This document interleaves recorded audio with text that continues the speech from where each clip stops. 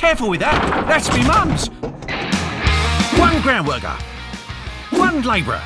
They'll need speed, strength and stamina to take on this challenge. Whoever loads the most into the dispatch in 2 minutes wins! Off we go. This will take a lot of precision, careful thought and of course organisation. This means you can really pack the van full up, you see?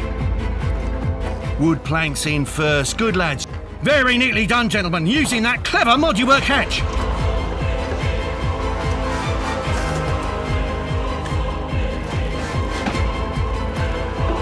What are you doing? Careful with that. That's me mum's. She wants you back in one... Oi, can you fold that, please? Oh, God, what am I going to tell her? I can't bear to look. Fold it. Fold it. They're worth a bit, you know. Now what's he doing?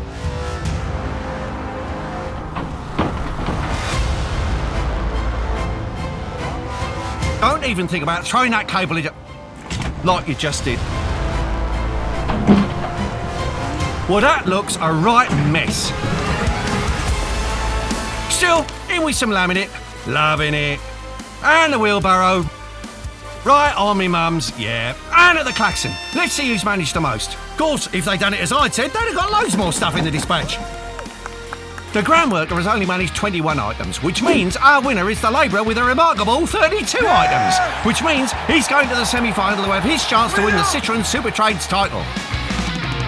Join us next time to check out all 4 semi-finalists as they take on the Heavyweight Heroes Challenge.